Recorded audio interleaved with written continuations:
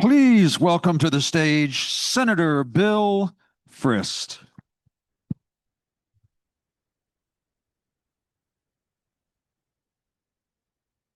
Good morning, everybody. Excuse me.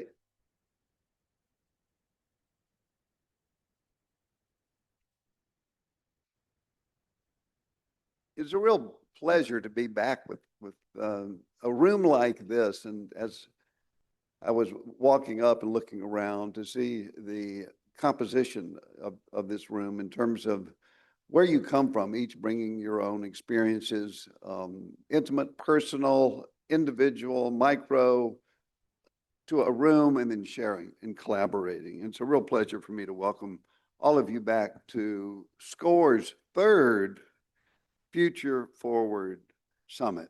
It's amazing. It's incredible to me.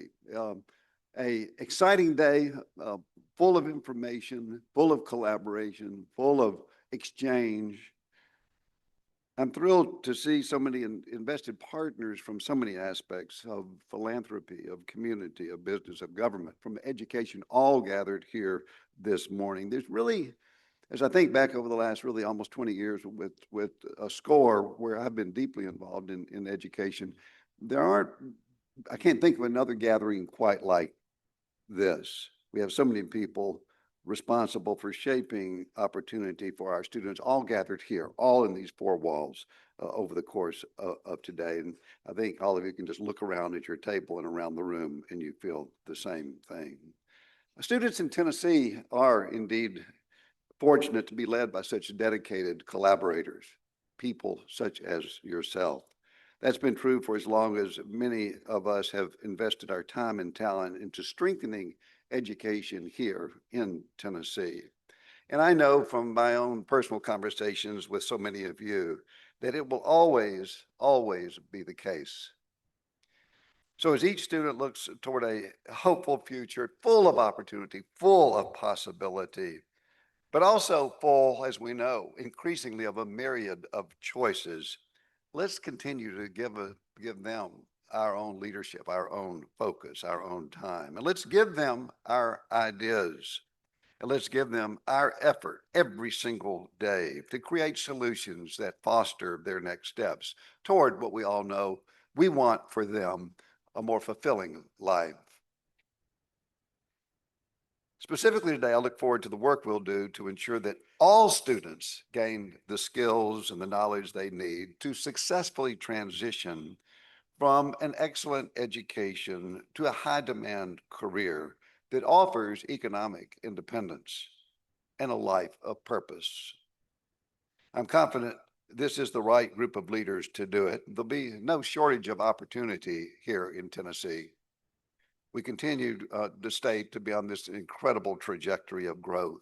We've got new industries. We've got new jobs. We've got new possibilities. And it's true that the jobs of today and tomorrow will settle right here in our state. So preparing Tennesseans to be up to the task of fulfilling those jobs is absolutely critical, fundamental to who we are and what we stand for. And it will take this coming together, this alignment throughout our classrooms, the degrees and credentials we offer, and the pathways all the way to the workforce. Aligning these systems is a surefire way to keep pace with this tremendous growth that we're seeing in our great state. Our state arrived at this important moment, tremendous growth that demands skilled, highly qualified workforce, thanks to both two things, and one is a vision. We close our eyes, we think, we see, we feel a vision, but then a vision alone doesn't do it. It's the action. It's the taking the effective arm and acting on it. And it has to be marked by the strengthened education and economic opportunity. And all of that does cause us to dream, to dream in terms of pushing boundaries, to dream in terms of taking the dots and connecting the dots, to think differently, and yes, to imagine. That kind of vision is exactly what we want to do here today, and it's what we want our students to have day in, day out in the classroom. as they attempt to, whether it's to ace that test or plan their own future toward a life of economic independence. On the other hand, we know we will not achieve what we hope for without the action, the effector arm, acting. Multiple measures show that we're carrying out that vision through some really intentional and some innovative actions. It's the kind of action we challenge our students with every day to put it to work, to try new ways of doing things, face these challenges of today and tomorrow head on, and then to celebrate the results. Without both vision and action, Tennessee would simply not be where we are today. 20 years ago, many of you in this room will remember it, or some of you in the room will remember it. The U.S. Chamber of Commerce gave us a failing grade for truth in advertising around student proficiency rates, a failing grade just 20 years ago.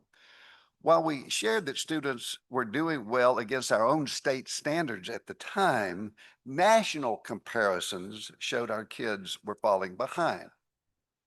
In fact, of the southern states, and I remember it so well, we ranked 11th out of 14 according to the NAEP outcomes. 11th, 14 when we looked at the southern states. So we set out to do something about it. You did, we did, SCORE did. We came together and said, no, by these national standards, we need to, yes, have the vision, but then to act. And again, some of you in the room here were there at the very beginning of SCORE, of coming together. And how did we act?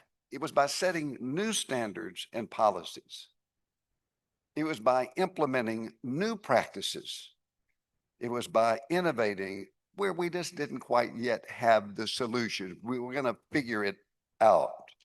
And then what we're doing today, in large part, is aligning all of this effort to work simply on behalf of the students.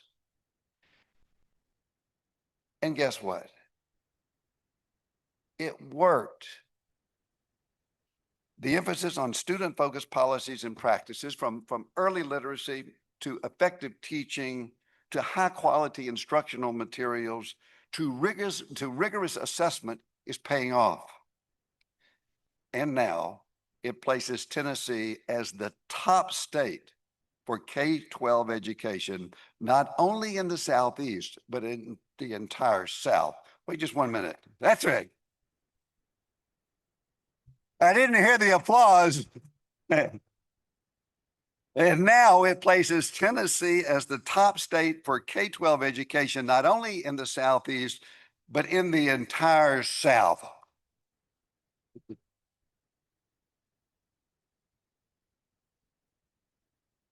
You know, and that does come from a new analysis of the 2024 National Assessment of Educational Progress Data, or what, of course, is the NAEP scores. And when you compare our 4th and 8th grader scores to those peers of Texas, of North Carolina, of Florida, Tennessee ranks #1.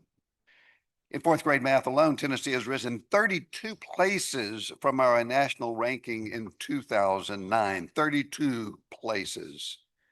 That gives us, we won't stop there, but it gives us momentum to continue working to ensure that all students achieve success.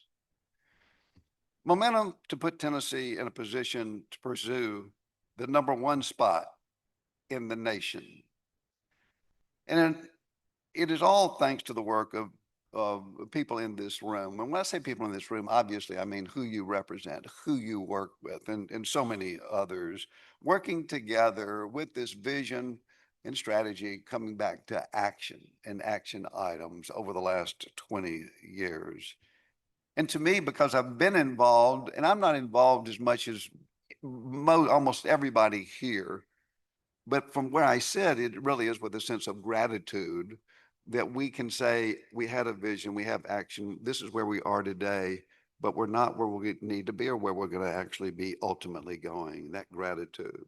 And this success that we talked about earlier in the 4th and 8th grade carries on to later grades. More students are graduating from high school than ever before. Enrollment in our state's community college and TCATs is higher than last fall.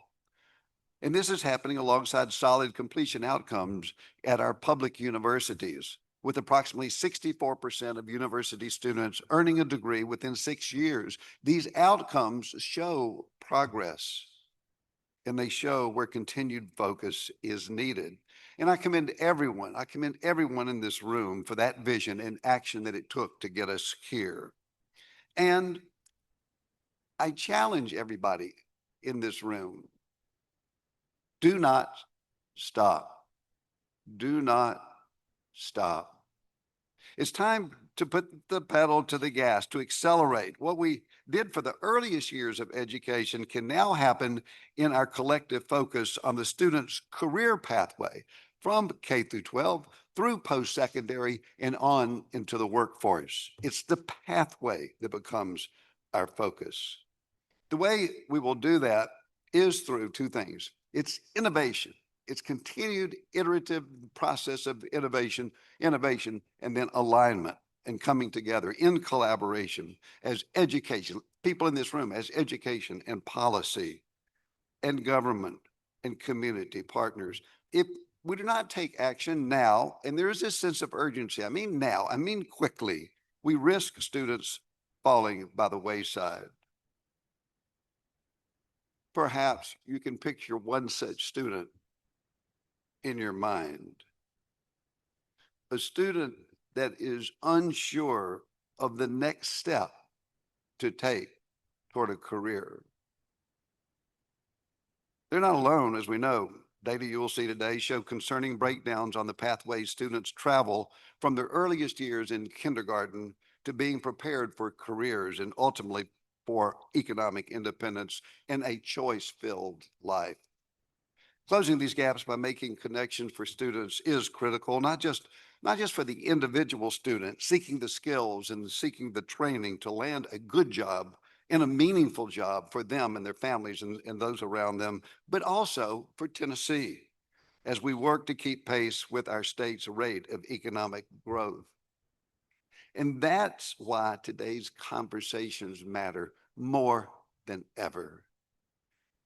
We're at a pivotal moment. The choices we make will shape the direction of our efforts for not just days and months, but years to come. In my years of serving and working in communities, I've seen that action at the local level is an important, a critical, a fundamental part of the best kind of innovation and implementation. And then we need to take that innovation to scale. The innovation locally is good and it's helpful and it's productive, but we need to think, we need to innovate to take that innovation to true scale. And only by then do you really start really affect the people across regions and across the state and ultimately across the country.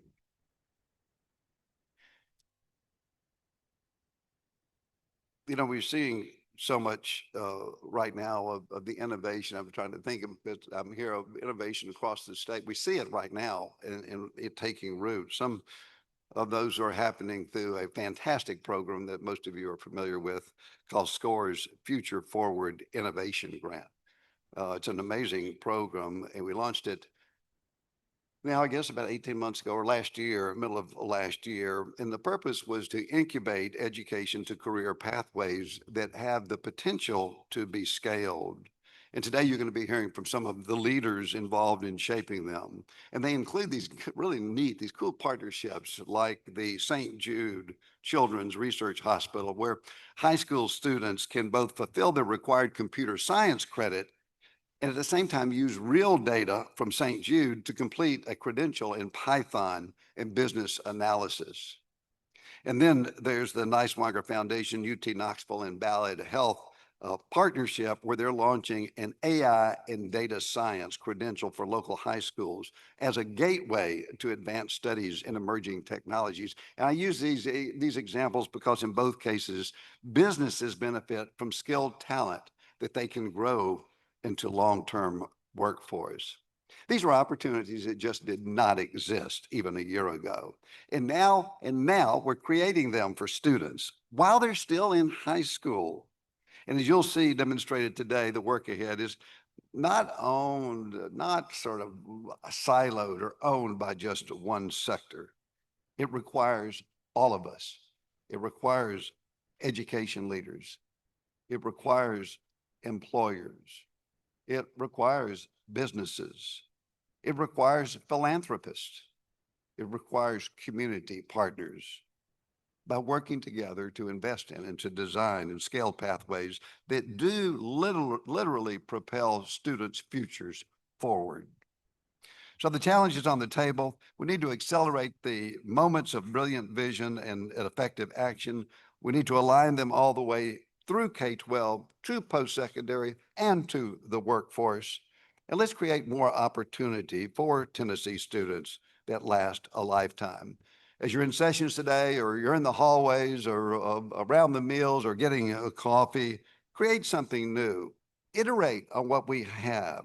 Don't leave here without a few sparks of innovation that will commit you and your others and your associates to new ways of thinking. Think about the partners in your offices and throughout your community who you can invite to the table, and begin to build and align the systems that you have in your mind. Tennessee students deserve the work we're about to do today. And I personally am deeply grateful to all work and to have that opportunity for me personally to work with each and every one of you. Thank you, and I'm ready for the day. Thank you all.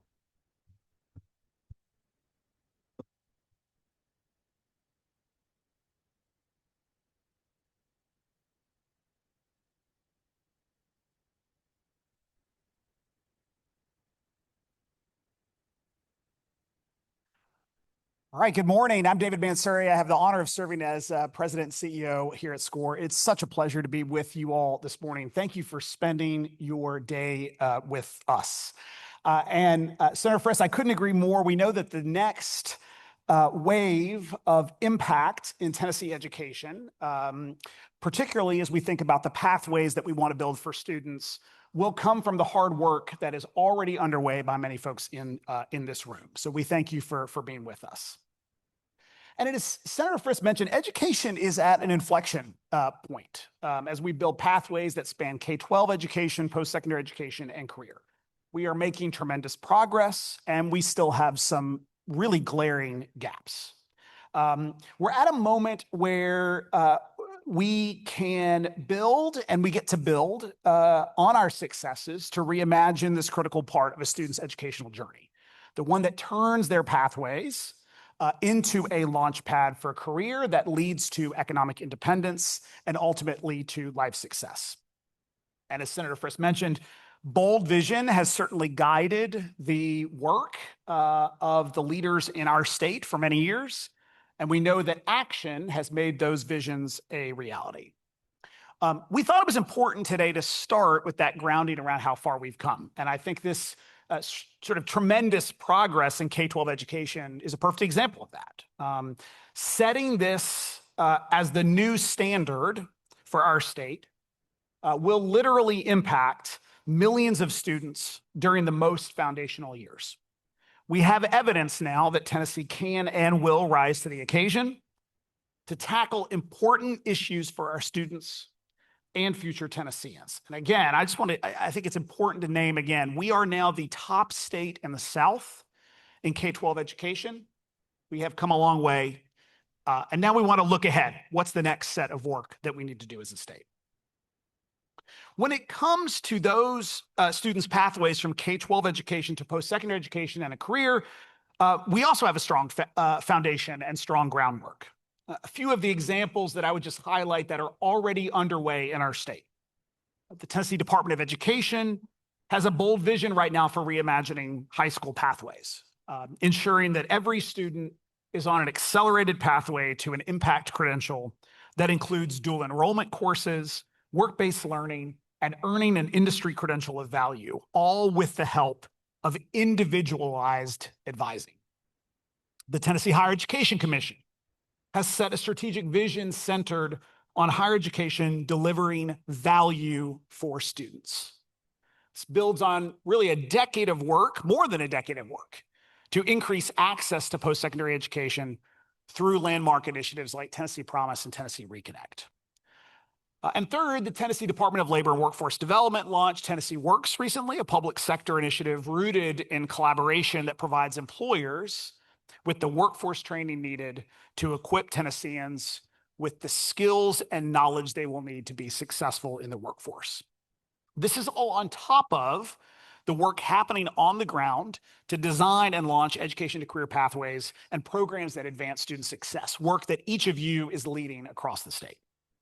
Senator Frist mentioned a couple of those examples. We'll hear more about that work today, both in the plenary sessions and in breakout sessions. And so now it's time to launch further, to do more of what currently serves our students well, and to reimagine new pathways for students to strengthen and increase opportunity. We also want to be candid about where the gaps are. In Tennessee, only 78 Tennesseans are currently available for every 100 jobs we have in the state. Forecasts show that increasing educational requirements into 2031, more than 60% of jobs in Tennessee will require training beyond a high school diploma, but less than 50% of Tennesseans currently have one. And in setting data-driven goals around key education metrics through the Tennessee 2030 project that our team released recently, we identified some similar gaps. Too many students today are not on track to obtain an impact credential. That's one that leads to a good paying, in-demand job.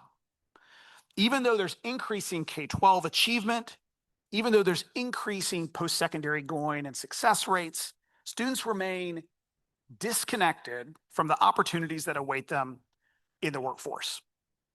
Instead of leaving students to face a complex set of options for post-secondary and career options, the conversation today is about giving students the right information and support through stronger, more aligned pathways to turn those statistics around. It's about building on our vision and past action so more Tennessee students can find economic opportunity. So I want to get kind of practical for a second and ground our thinking a bit as we move forward today. We're going to learn about, we are going to engage around, we're going to explore key strategies, policy solutions, and partnerships that support a student-focused, career-aligned pathway system for Tennessee. And these topics, I think, throughout the day will be grounded in two core ideas that I want to center our conversation on as we begin our day together. The first idea is that the knowledge, skills, and credentials students earn should lead to career opportunity. There are important connections between the learning that happens in K-12 and post-secondary and the tangible skills and competencies that students gain to be equipped to succeed in today's workforce and the workforce of the future. Direct opportunities like dual enrollment, work-based learning are known, we know they will advance students along a pathway that leads to economic independence. And if you couple those things with policies and systems supports like post-secondary funding that incentivizes career-aligned pathways, we set students on a path to new opportunity. And the second idea, and I know this will resonate with a number of folks in this room who are spending their time focused on this specifically, is that every student needs guidance and support on that journey. Every student should receive individualized, high-quality, career-focused advising, which many models in our state do. I'm looking at my colleagues at the Ayers Foundation Trust at the front table here who are doing that work in so many communities across our state. So we've got to do more. We've got to scale that work to offer more students clarity around which pathways lead to economic opportunity. So we begin with what students are learning and being prepared for.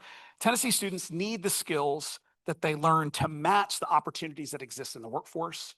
It's not just about the hard skills that are technical in nature.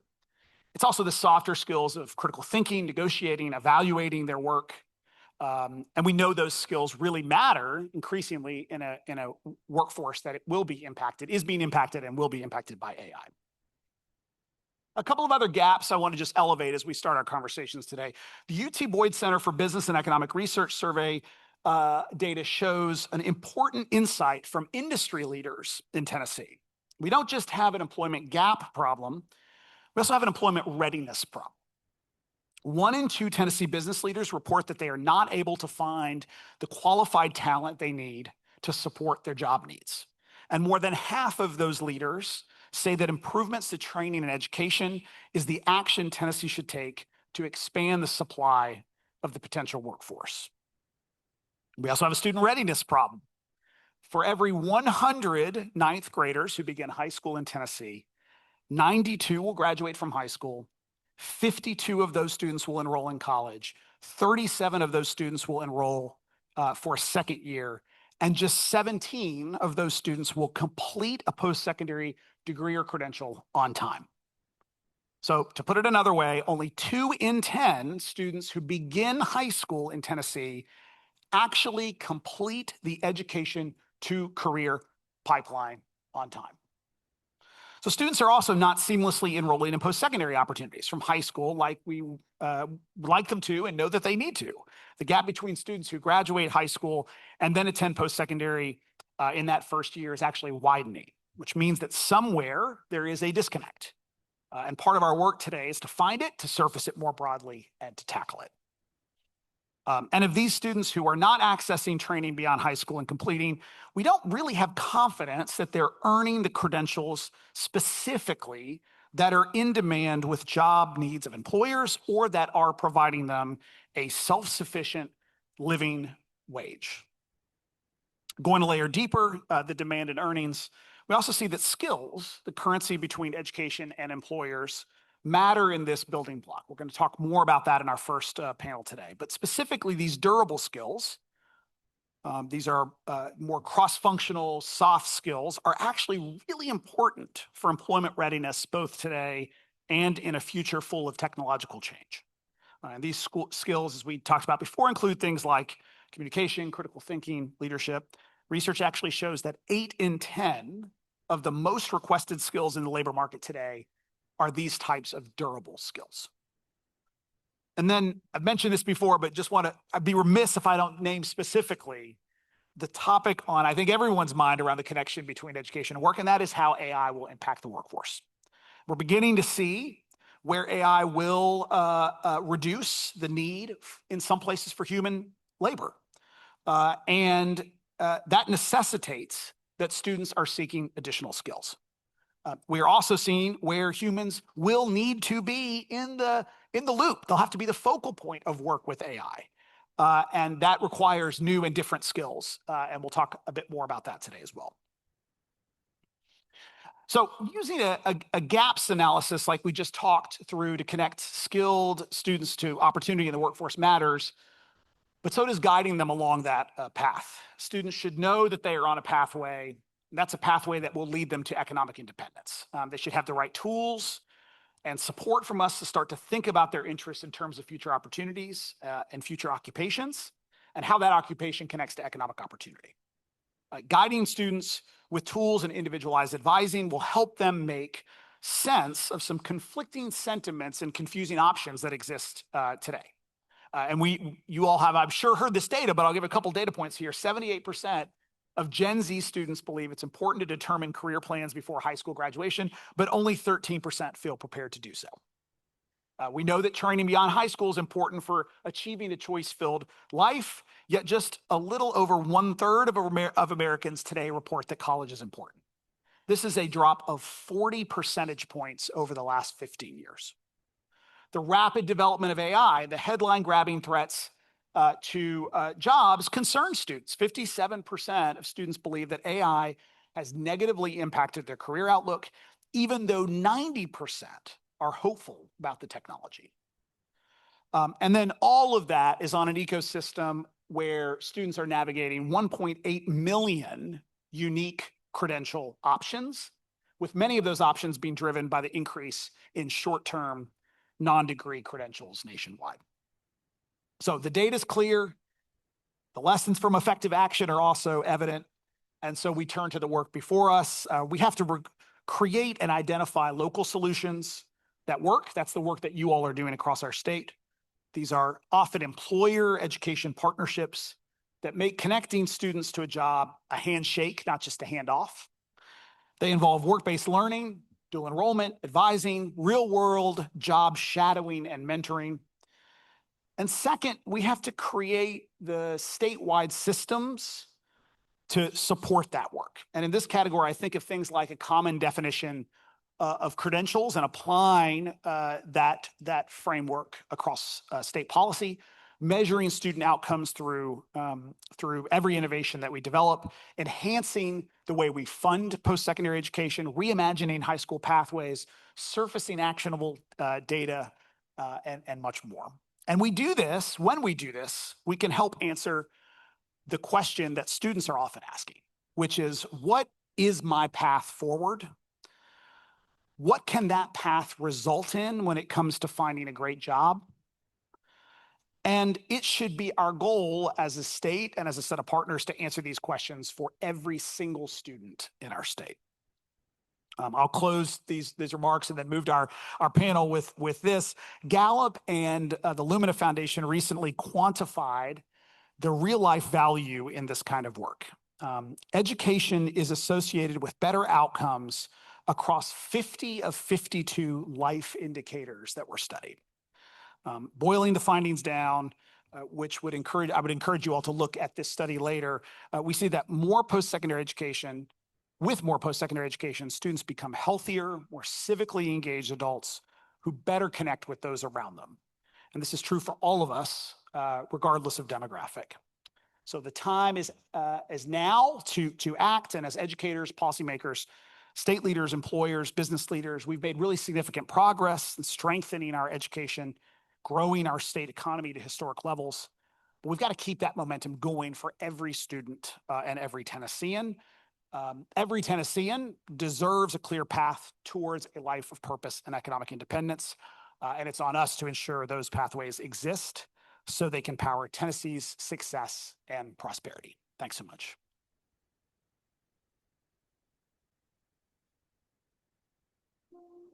Honestly, a year ago, I really didn't know what I wanted to do while I was still in high school. My biggest thing growing up is I wanted to be very handy. I wanted my family, my future family, to be able to depend on me coming to TCAP, learning all of this. It's like I have a set idea of where I want to go with my career path. A lot of these instructors, what they'll tell you is there's thousands of jobs out there. You're always going to have a job. And then from there, it just kind of depends on what you want to do. I get out of here quicker and I get to work sooner. Yeah, I'll be leaving here with nothing to pay back. It's really helped shape me into the person that I desire to be in my future.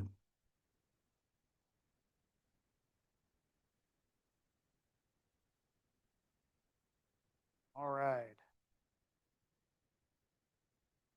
Okay, it is a real pleasure and a treat to start our morning with this incredible panel of leaders. I'm going to do very brief introductions, and then I'm going to ask each of these leaders to share a little bit more about their perspective. But we are really honored this morning to have leaders that span education, civic leadership, philanthropy, who are thinking about and building the systems that will support students from education into life success. And so just very briefly, honored to welcome Dr. Agenia Clark, who is the president of Fisk University, is also the president of the Ayers Foundation Trust, as we talked about yesterday. Honored to welcome Mayor Glenn Jacobs of Knox County, Tennessee. Kelly McManus, who is the executive vice president of education at Arnold Ventures, and Dr. Brian Noland, who is the president of East Tennessee State University. Y'all please join me in welcoming these amazing. Okay, so to start our conversation, I want to ask each of you to share just briefly about your role, the perspective that you come to this work around pathways for students. And then as you share that, would love for you to maybe share how your early thoughts on how we make sure as a state that we're preparing students not just for a first job, but for life success. And Dr. Clark, I'll start with you and then we'll move back. Okay. First, David, Senator, thank you so much for having me here with you this morning, because I will share, just like all the data and the statistics that you just shared with us, that SCORE does an exceptional job of giving us some foundational work by which to look at and to work within the environments that we all are a part of. But, it's really fascinating to me to be in this place and space at this time. And one of the things that I always share that for me have been truly foundational and visionary stems from years ago reading a book called A Hope in the Unseen. Ron Susskind ended up winning, I think, a Pulitzer Prize for this book. But the beauty of the book is that if you follow the story, you see how doing one thing can transform one child's life. And this child went on and did wonderful things, but they came back to that one teacher that made that difference. So each of us in our roles aren't always faced with seeing what is unseen. But I think that each of us in our role have to commit to the fact that education is a pathway to opportunity. And we have to keep doing this work, always knowing that there will be an outcome, and to be mindful of how we can really touch some child and knowing that we have an opportunity to lead them down a unique pathway to have an opportunity in their future. Great. Yeah. Mayor Jacobs. Well, thanks for having us, David, and appreciate the work that SCORE does. I came upon the ideas of pathways long before I ever became mayor. In my family life, I have one brother and one sister. My sister's an academic superstar, graduated top of her class. She worked at NASA, y'all. She's a rocket scientist. Then she got a PhD in history, incredibly gifted academically. My brother is dyslexic, got behind early in school, and just didn't enjoy being in the classroom. Fortunately, at where I grew up in rural Northeast Missouri, and fortunately we had a tri-county, we didn't call it CTE then, it was a VOTEC school. And he would spend part of his day during high school studying auto mechanics, and he became an auto mechanic. He's been successful at that. And I often tease that my sister, who has a PhD, or my brother, who's an auto mechanic, can take my sister's car apart and put it back together. My sister, who was a rocket scientist and has a PhD in history, sometimes I wonder if she knows how to put gas in her car. My point is that with my brother, he was very fortunate, my family's very fortunate that VOTEC school existed. Because if it hadn't, I wonder what his life would have turned out like. He would have been one of those kids that would have fallen through the cracks. He's a smart guy. He would have been bored in the classroom. He would have been labeled a troublemaker. Who knows? Society would have lost a great auto mechanic. Both his daughters are doctors. One is an orthopedic surgeon, one is an anesthesiologist. Society would have lost 2 doctors. All of those things if he just hadn't had that opportunity. So I believe that all of us, every child especially, has just unique skills, gifts, abilities, and interests. And what our education system really should do is allow them to explore the different opportunities that are available utilizing those gifts, skills, and interests, and then kind of say, hey, this is a really good pathway for you, more so than some of these others. But we have to remember that all of our children are valuable and they're all different. My name is Brian Noland. I've had the honor to serve as the president of East Tennessee State University for a little bit more than a decade. And as I think about the question of pipelines, it takes me back to the founding mission of many of the institutions in our state. We are one of 3 universities that was created in 1910 by the normal school law, where the state of Tennessee recognized the need to create colleges, to train teachers, to go into the rural communities of the state and raise educational attainment levels. That was a policy goal in 1910 and 1911.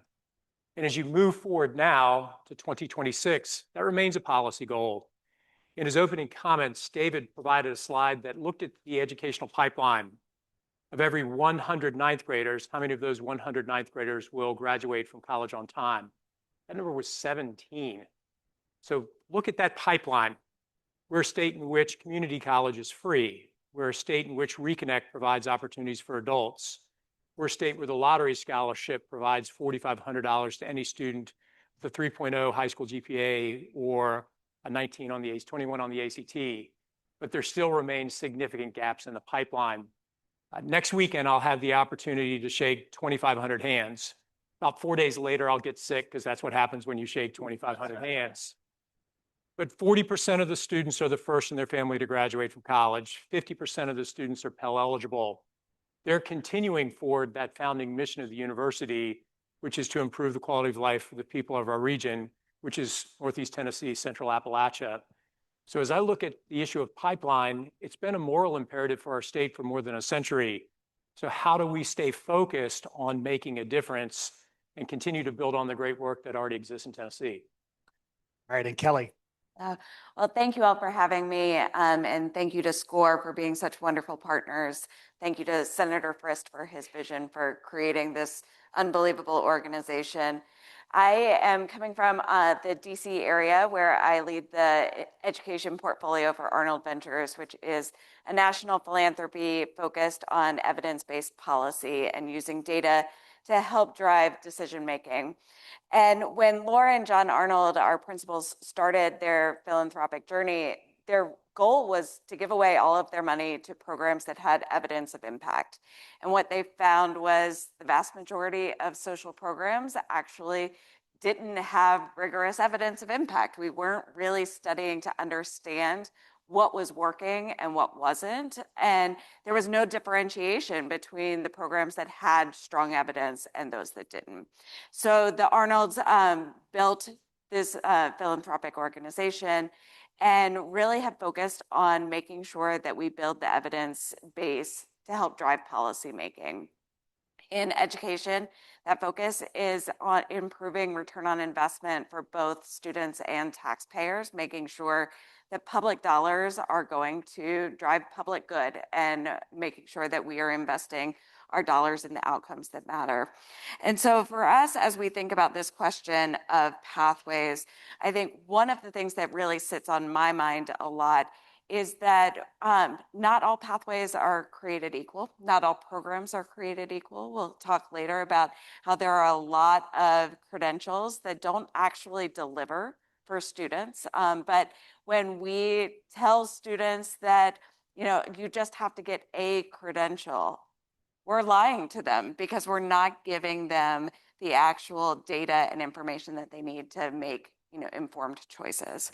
So that's how we think about this. We think as a systems change and how we can align incentives to make sure that as students are progressing through their pathways, they're leading to economic and life outcomes that we want. Great. All right, Kelly, I want to keep going with the last point you made and ask you to share some perspective, perhaps nationally, on this question.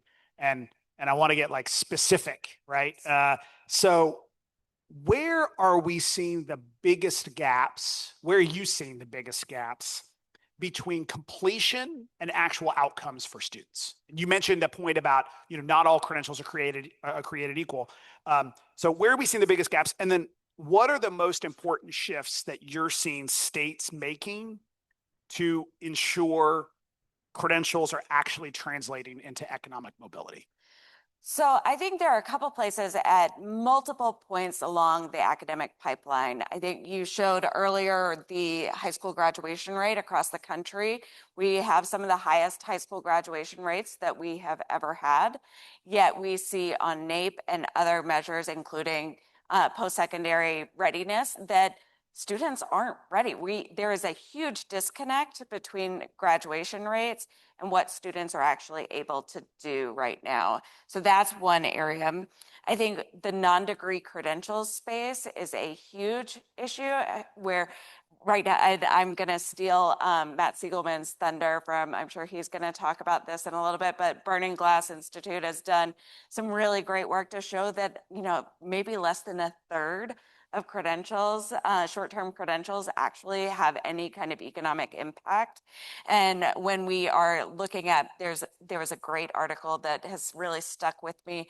It was from Pennsylvania, but it can apply to a lot of different states, that when state accountability systems are giving credit for industry recognized credentials in high school, you have really a perverse incentive to drive up the credentials that don't really matter. And in Pennsylvania, a high school can get credit in their accountability system for students who get a credential in ladder safety. And that to me doesn't scream, like readiness in any way.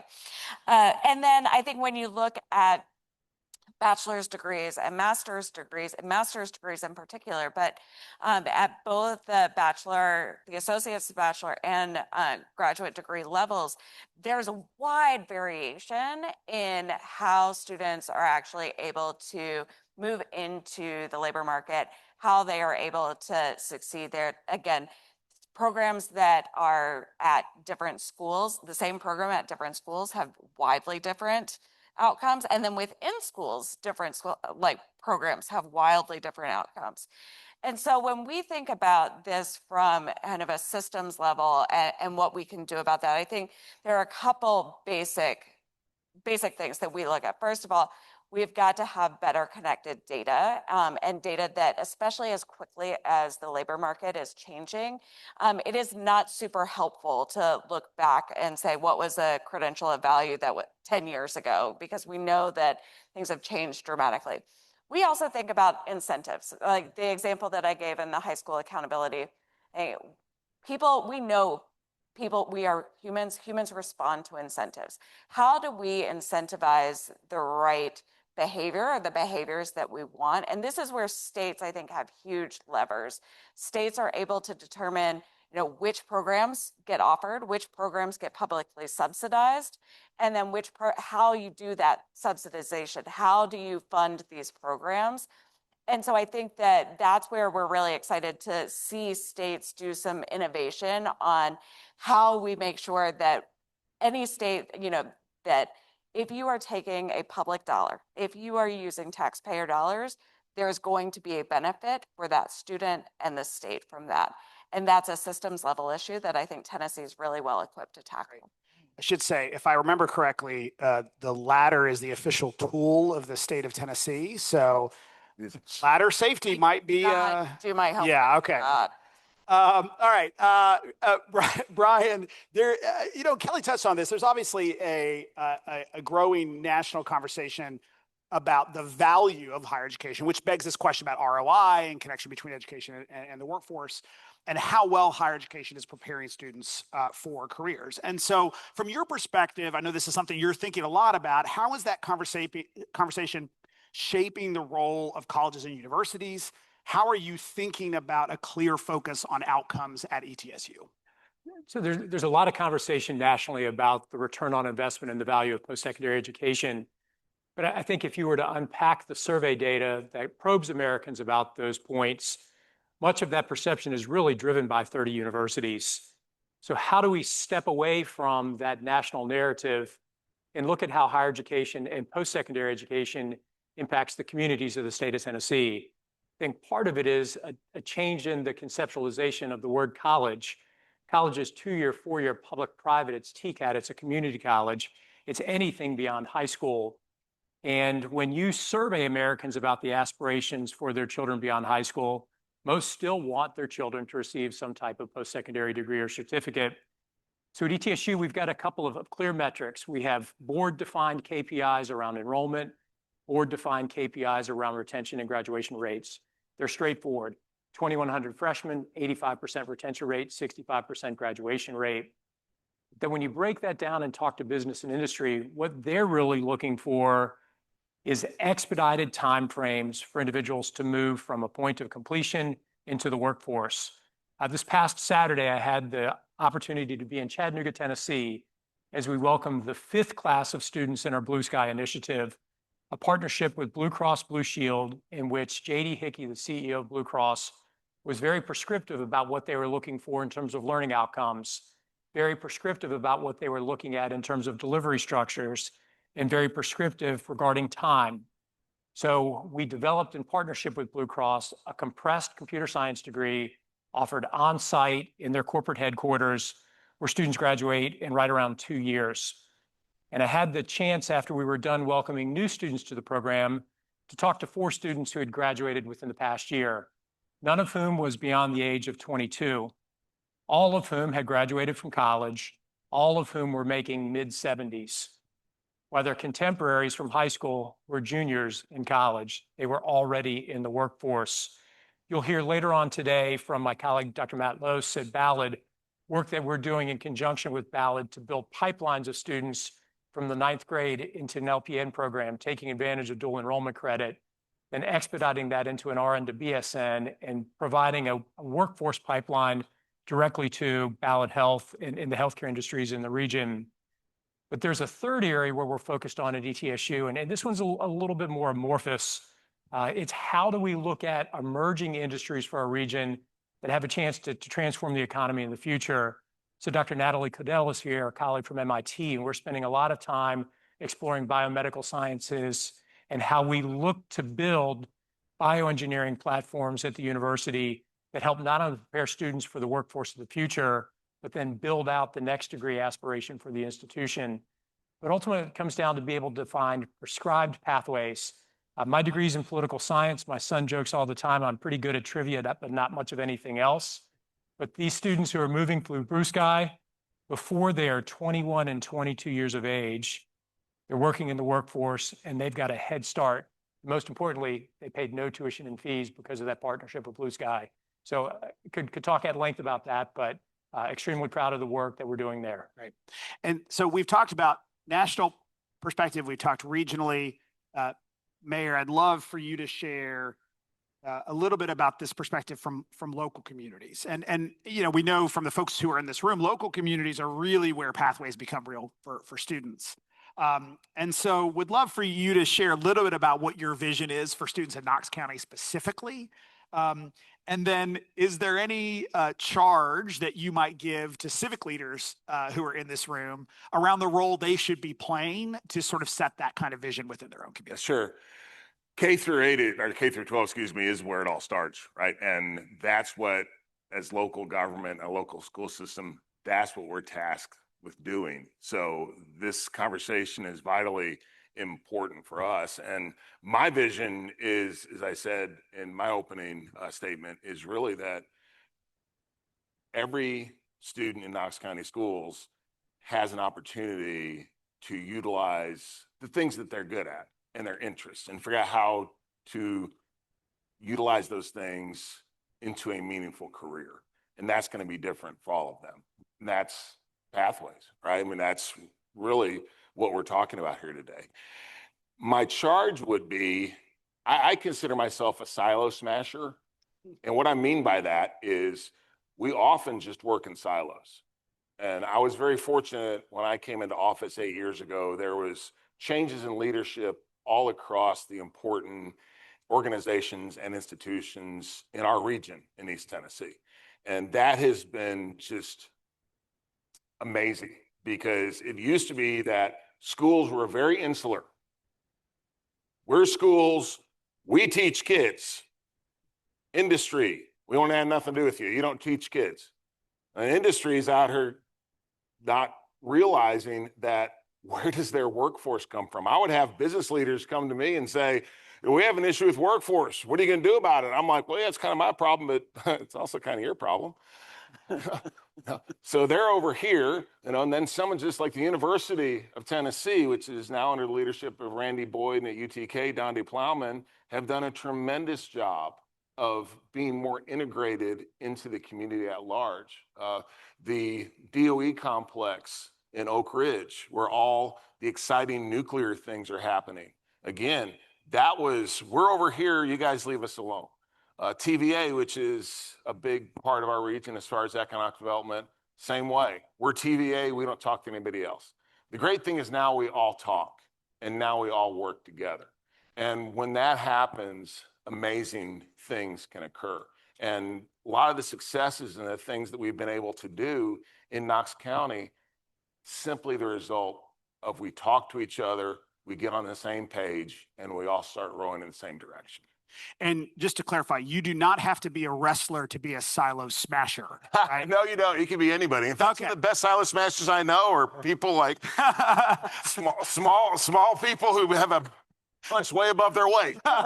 So, and then Dr. Clark was, we've talked about nationally, we've talked about regionally, we've talked about in a community. I think one of the things, and we've talked about this a bit, and one of the things that I know you're thinking a lot about and really have a career of work around is how do we support individual students? And what does that work look like at an institution? Where are the places that we need to be leaning in with individual students to help them see the kinds of pathways that are available to them? And so we'd love for you to talk about how you're approaching that at Fisk. And I don't know, any stories that you might want to tell about students. Absolutely. The first thing I like to say is from each of my colleagues here, what is embedded in all of our remarks is access. Access to the pathway is so crucial, because that is what our role is to provide the students we come in touch with access. At Fisk University, we are a very small liberal arts school. We're the epicenter of a federal opportunity zone. And so the students that we serve come to the institution not only for an education, but access. So we have to be very, very thoughtful and intentional about what that access looks like. So for instance, at Fisk University, all of our students are members of a variety of different kinds of clubs that give them access to other knowledge and experiences that may not be the exact thing that they're getting a degree in. So they leave there with a broad range of skills and knowledge, but strong cognitive thinkers because they expose themselves to so many different things. One of the stories that I like to share is a student at Fisk University who is a Fisk Jubilee singer. This young woman's voice is beyond angelic. She's majoring in biochemistry. She wants to work in the healthcare profession. And I was with those students at a reception recently, and this student walked up to me and said, "Surely there is someone in this room," meaning the guest of the event, "that has a career in healthcare. Where do I find that person in this room?" But at the same time, while she sings like an angel, while she's majoring in biochem, while she's a member of the gardening club, she's also worried and anxious to understand, where do I go to? And that's our job in all of our roles, is to continually provide our students to access and real-time access. Recently, in a gathering with some students, one of the students shared that she really is interested in nursing. This is a freshman student. So excited that we could share that at Fisk University, we have a 3-2 program where we have a partnership with the Hospital Corporation of America. We have to go with these partners in our community and get them to come into our world and we in theirs to look at what these partnerships can look like on the ground and provide our students with access. And that's one of the partnerships that we're extremely excited about, has gone very, very well at Fisk University, is to do this 3-2 program so our students can spend 3 years at Fisk where they will get a degree, spend 2 years in the Galen HCA program, and also get a nursing degree. Creating access is what we have to do. So I want to talk a little bit about policy, and then I want to talk a little bit about data around the pathways that we want to create for students. And Kelly, you talked a little bit about some of the policy work you're seeing. I want to go a little deeper. When you are seeing systems actually improve outcomes and actually improve the connection between the credentials and degrees that students are getting and economic independence, what specifically changed in policy, in incentives, in employer engagement to drive those results? So I'll give a couple examples of where I'm seeing some really exciting opportunities right now, and what we at Arnold Ventures are excited about. I'm going to start with at the school level. One of the schools that I talk about a lot that is not unique, there are others, but Colorado Mountain College out in Colorado. It is a community college that also offers four-year degrees. And it serves the communities of Vail and Aspen. I mean, some of these really like high resort mountain towns. Median house price is like $4.5 million. Like it is a very wealthy community with an extremely high cost of living. And what Matt Gianeschi, the president there, has done is said, we are not going to offer any program that doesn't lead to a living wage in our community, because it is unfair for us to graduate students with credentials that are going to leave them living in poverty. So I think that's an example that similarly just over the mountains in Forsyth Tech in North Carolina has made a similar commitment that not only are none of their programs going to lead to anything that doesn't provide a living wage, they are also looking internally and saying, how do we make sure that all of our employees are also earning a living wage and really living into that?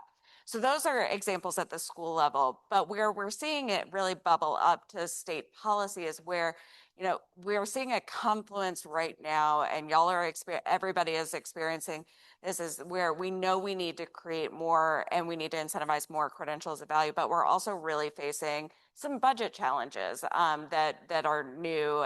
Tennessee is in a better spot than a lot of other states, but I think that there are certainly challenges ahead. And so we're seeing, again, I'll give North Carolina as an example, where I am from, in case I like to give it a lot of love. But North Carolina, the UNC system has done a review of all of their programs, say where are the programs that actually lead to a positive ROI for students. And for those that don't lead to a positive ROI, we are going to look and we're going to say, how do you need to improve? What are the other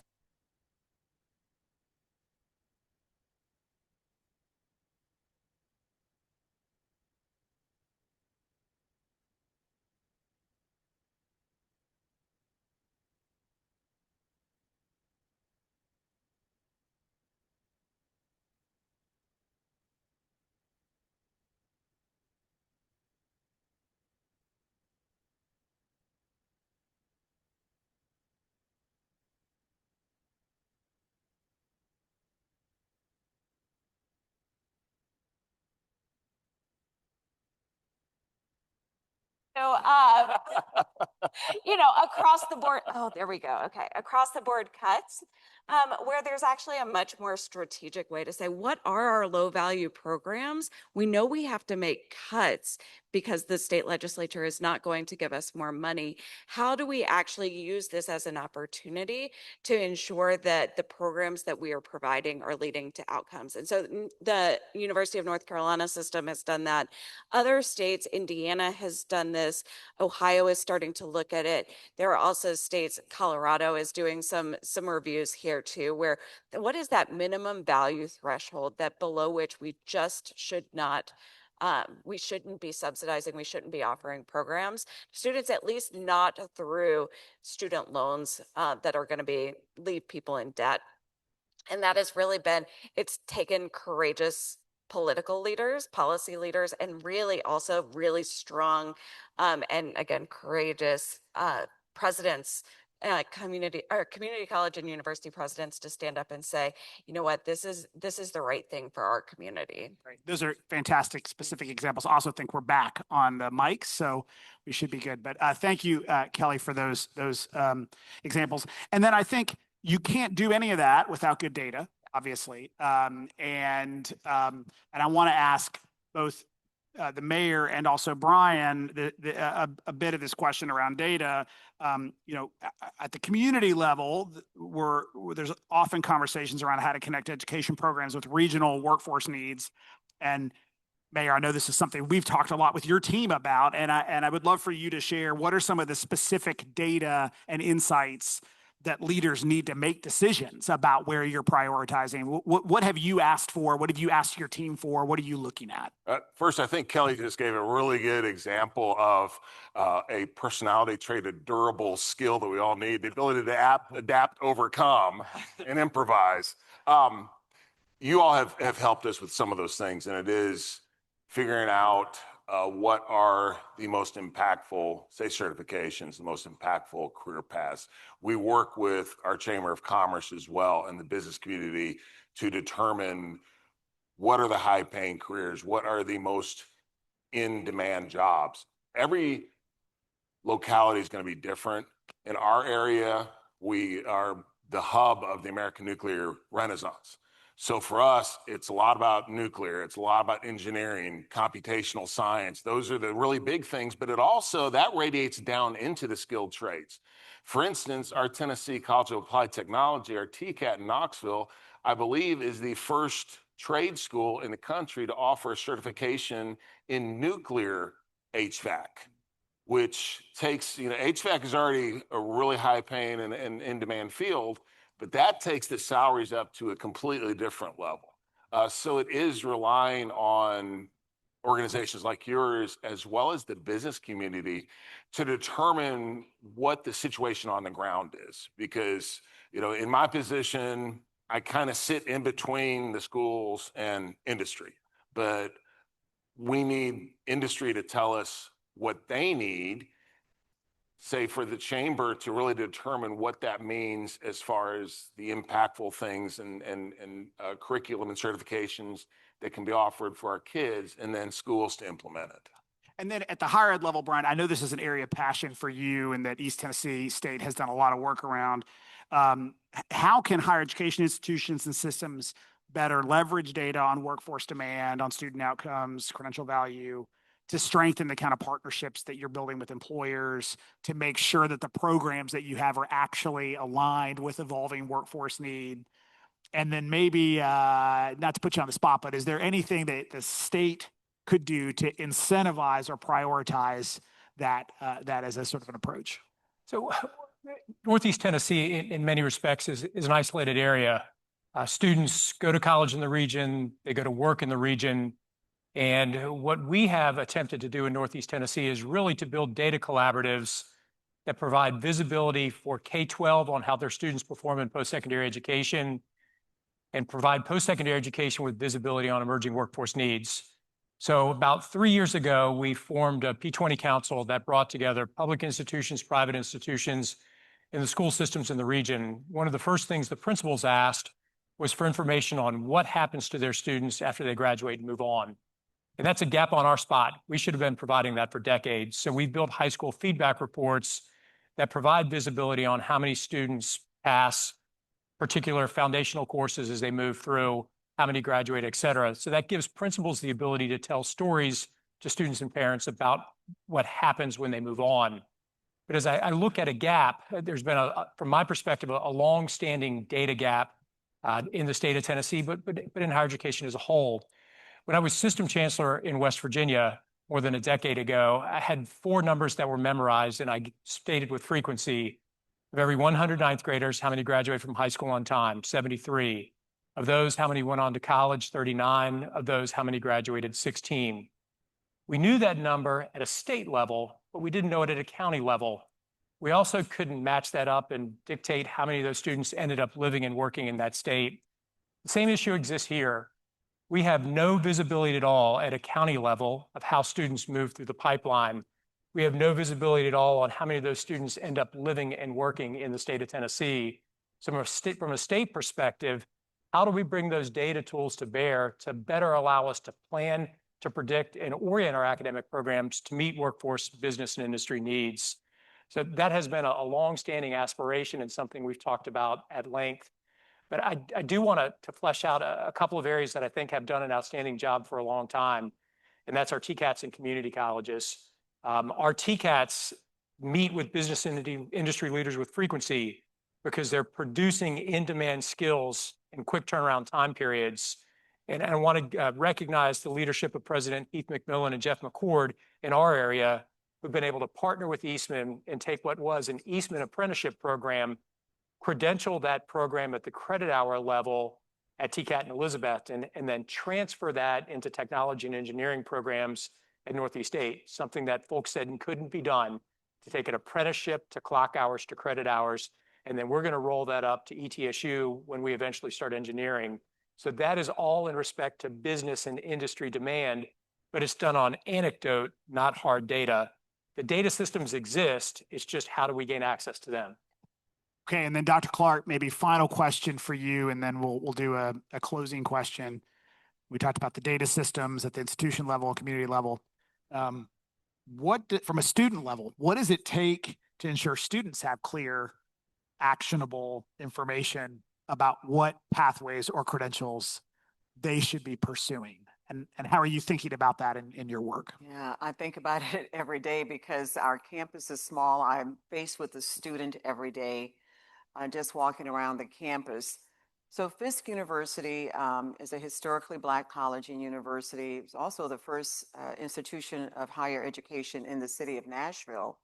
So we've been around now for 160 years, and our sustainability has been around a culture where the students come to Fisk knowing they will be challenged. They will be challenged academically to continue on their journey. And we feel it's an imperative within our environment that we continue to put in front of them those challenges. In our environment, AI is not a bad word. AI is an opportunity that needs further development and training with the student as a partner. In our environment, there are no career paths that are not attainable. In our environment, when you have 1 to 12 student to faculty ratio, then students have constant access to the counselors, to the advisors, and to their faculty members, because we're all eating in the same cafeteria. They have access to me too. But the point is, again, we're all in this together. We're all committed to the fact that these students come to this school knowing that we are going to challenge them. We're going to give them a diverse range of experiences, but we also want them leaving there knowing that whatever vision they've set for themselves, that pathway out the door, we have opened the door to let you into Fisk, and now we're ready to open the next door for you to see you continue on that journey. Okay, so we're at the conclusion of almost at the conclusion of our conversation, and so I want to end with a final question for each of you, and I'll start with Dr. Clark, and then we'll end with Kelly. But we are our team at SCORE certainly sees, and I know many people in this room would probably agree with this, that this work around building a bridge and strengthening the connection between education and employment is in many ways the next phase of our work as a state. We have made tremendous progress in K-12 education. We have made tremendous progress in post-secondary access and completion. And we've got to now bridge those things into making sure that Tennesseans have great jobs and careers that provide economic independence. We're also in a moment of transition. We will have a new governor next year, and we look ahead to the next set of priorities for our state.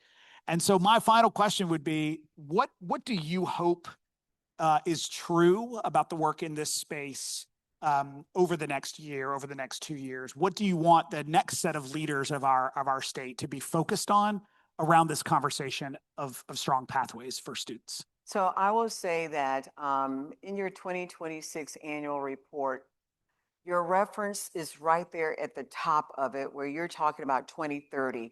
You're looking at data, you're looking at potential, you're looking at outcomes. I would hope that every leader in this room, as well as the new incoming leadership for this state, looks at that data and focuses on the fact that we have yet and still another opportunity. This is what it looks like. Let's lock arms and let's start to innovate to a solution. Let's keep the mark. And the reason we can do that is we have the numbers in front of us. We know where those gaps are. And it's now for us to just continue to lock arms. This state has a great reputation for being innovative and not settling for being 11th in the 14th Southeastern states. We have a great reputation for taking on the challenges. Is already there in front of us. Let's take on the challenge and measure a new outcome. Mayor Jacobs. One of the things we have to realize, and we had a dinner last night, and one of the speakers said this very well, is that education is an economic and workforce development strategy, and we have to look at it that way. In Tennessee, we are competing in a rapidly evolving, innovation-based global economy. And if we do not have the workforce that can compete in that economy, we're in big trouble. So one of the things that I talk about a lot back home is what our schools, and that includes K through 12 and everyone in the education space is doing, is important not only for the individuals, for the students, but it's also important for our community. If we want to have a vibrant economy, they have to succeed. Otherwise, we're going to get looked over. Those of you who are in the workforce economic development space here will agree with me that when a company is looking at, for instance, Knox County, wherever now, it used to be, do you have the building? Do you have the land? Now the first question is, do you have the workforce? And if you don't have the talent, you're going to get looked over. So it's vitally important, not only for the success and quality of life for our students, but also for our economy as a whole. So we need to strengthen the pathways as much as possible. We also shouldn't forget about the core elements of the education system, as David talked about, the durable skills. Those are also vitally important, and those translate from occupation to occupation. Dr. Noland. I think as we look at the next couple of years and opportunities for new priorities to emerge from the new governor, I'm hopeful that we look at areas such as timeframe to degree, credentials of value, but most importantly, I hope that we don't forget the need and importance for access. You showed a slide a little bit ago that showed an attainment gap, a skills gap between what our workforce has and what's required. In many counties across the state of Tennessee, less than 50% of the students move on to post-secondary education. So how do we provide meaningful and valuable message to those students and families that not only are they going to move into post-secondary education, but they're going to receive a credential of value that has guaranteed employment on the backside? But let's not forget about the access mission, because unless more students are going to school, we're never going to address the workforce need. All right, Kelly. Pressure. Last one. Yeah. No, I would say Tennessee has been, a longtime leader. I think y'all were the first state to lean in on outcomes-based funding. I think there's a real opportunity this summer that THEC is going to be looking at the outcomes-based funding formula to really embed those impact credentials. And I think that's going to be a critical thing, because I think what you need now is that alignment is between policy, funding, data. How do you build the systems together to incentivize the outcomes that we want? And I think that y'all are as well equipped as anyone to do that. I think it's so important what Brian just said, that we'd have to, one of the ways that we address this trust gap in higher ed right now is by looking internally and saying, how are we making sure that 96% of students say in pretty much every poll that they go to higher ed to improve their career outcomes? How do we deliver on that? And how do our systems really incentivize that from, again, funding to policy to data? This conversation has been inspiring. I want to thank each of you for the leadership that you are bringing to this work, and for your partnership with us and with so many folks in this room. Will you all please join me in thanking this incredible panel?